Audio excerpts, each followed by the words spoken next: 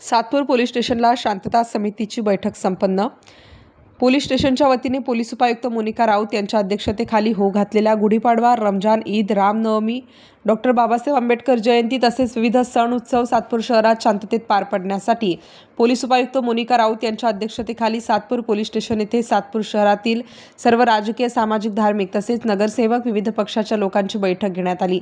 यात येत्या 31 तारखे रोजी होत असलेल्या गुढीपाडव्याच्या यात्रेच्या उत्सवात कुठल्याही प्रकारची उपाययोजना करण्यात यावी, दक्षता काय घेतली पाहिजे या विषयांवर चर्चा करण्यात आली।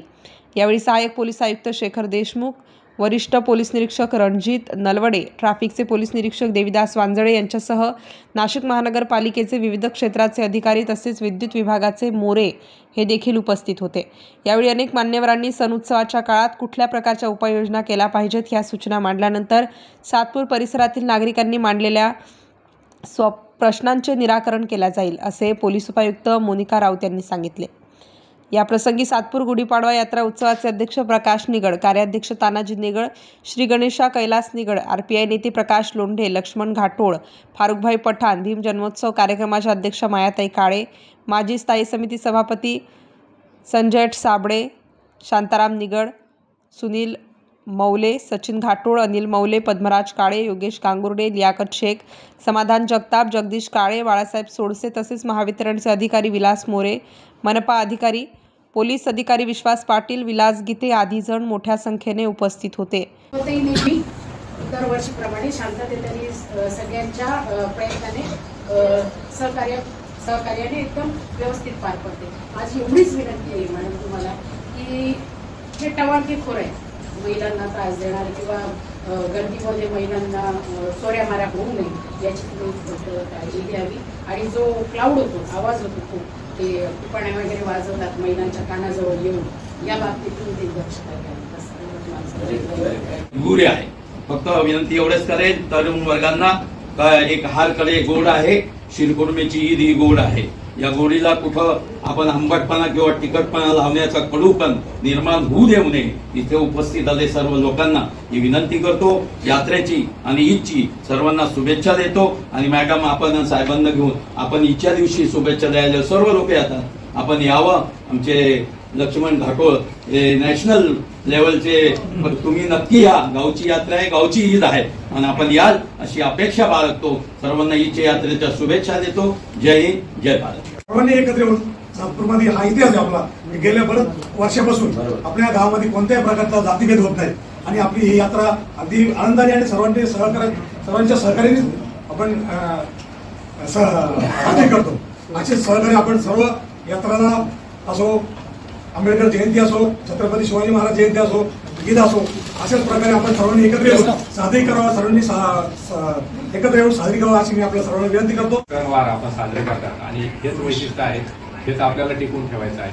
फक्त इथे एक छोटीशी कॉर्पोरेशनचे अधिकारी आले, तिथे स्पीड ब्रेकर आहेत, दरवेळेस आपण ते काढतो, गाड्या तिथं बाकी आम्ही ट्रॅफिकचं डायव्हर्जन करतो आहोत, बॅरिकेड अतिशय चांगल्या पद्धतीने सर्व सणवार ईद पण आहेत, सर्व सणवार हे त्या पारंपरिक वातावरणात साजरे होतील असं आपल्याला मिळून सर्वांना काम करायचं, ते आपण सर्वजण करा त्या आशा मी इथे व्यक्त करतो। आपण सर्वांनी इथे आला त्याबद्दल पुन्हा एकदा शुभेच्छा देऊन आपण सगळ्यांनी नववर्षाचं सीमावलंबन करून आनंद लुटावा, सगळ्यांना एकमेकांना भेटी घ्यायला, तर दुसऱ्या दिवशी परत ईद येते, सर्वांनी आपण योग्यपणे करावा आणि आपली परंपरा तशी कायम राहील।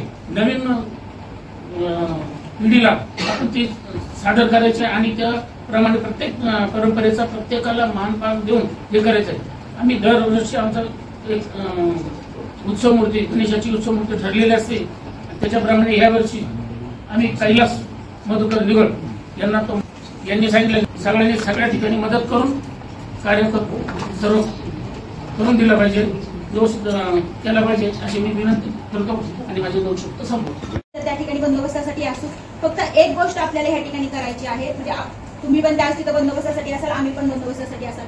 ज्यावेळेस गणेशावरून मंदिरातून दर्शन घेऊन येऊन जेव्हा इकडच्या साईडला 12 गाड्यांकडे ह्या ठिकाणी जात असतो त्यावेळेस ती गर्दी तिथं असते, की आपल्याला बॅरिकेड अक्षरशः बंद करून गणेशाला फक्त पुढे काढून द्यावं लागतं आणि ती गर्दी त्या ठिकाणी बाहेर या ठिकाणी काढावी तर तिथे काही तुमचे स्वयंसेवक ठेवा. आमची लोक पण त्या ठिकाणी असणार आहेत कारण त्या गर्दीवरती कंट्रोल करणं आम्हाला थोडंसं अवघड जातं या परिस्थितीमध्ये कारण ती गरजेचं पण असेल कारण गणेशाला जर तिथून व्यवस्थितरित्या काढलेलं तर तो पूर्ण रस्ता भरून जातो आपल्या की तो परत गाड्या यायला तो प्रॉब्लेम या ठिकाणी होतो. तर त्या ठिकाणी तुमचे स्वयंसेवक देवा.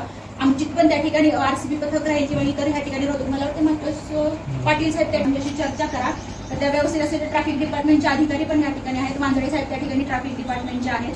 तर त्या पद्धतीने ते व्हायबल आहे का ते पण आपण या ठिकाणी बघू. पार्किंगच्या अनुषंगाने लोकांना सूचना आहेत की पार्किंग जे आपण पार्किंगचे लॉट दिलेले आहेत त्याच ठिकाणी सर्वांनी पार्किंग करावं आणि आपले जे येणारे नातेवाईक आहेत त्यांना देखील त्याप्रमाणे सूचना करा की पार्किंग हे पार्किंग लॉटमध्येच राहावं की जेणेकरून तो ठिकाणी आहे. तर ते ज्या दिवशीही असेल आमचा पूर्ण बंदोबस्त त्या अनुषंगाने देखील तयार आहे, रेडी आहे. आणि फारुख भाई आपण म्हटल्याप्रमाणे आम्ही सर्व आपल्या शिरखुर्म्याचा आनंद घ्यायला नक्की येऊ.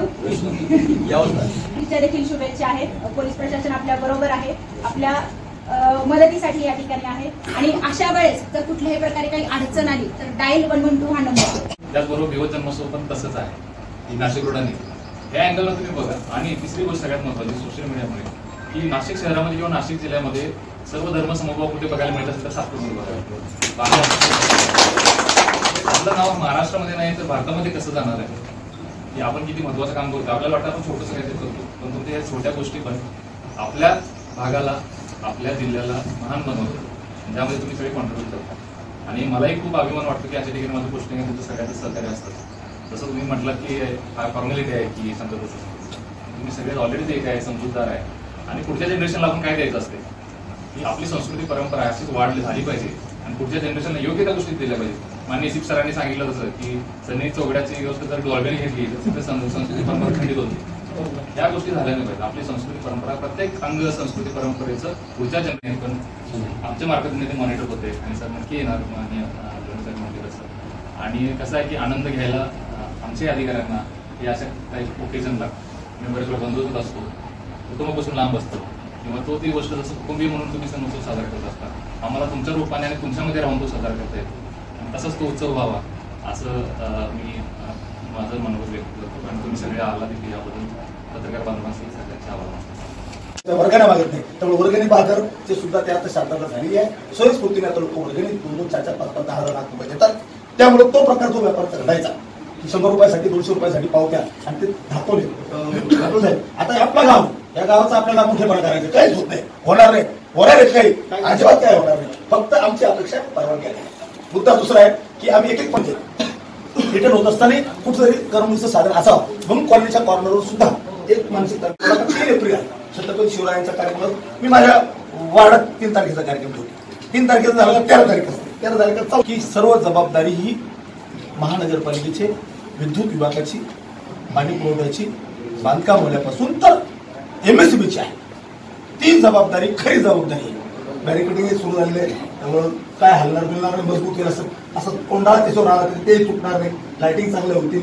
व्यवस्था स्वागत कक्षाचं जे आहे ना लखनजी ते थांबवा माझ्या चुकून इथं अपवाद वगळता कोणी असं एकेरी वागणार किंवा गावाला गालपोट लावणार असं कोणी वाटतं. स्टार न्यूज साठी सिद्धार्थ लोखंडे, नाशिक.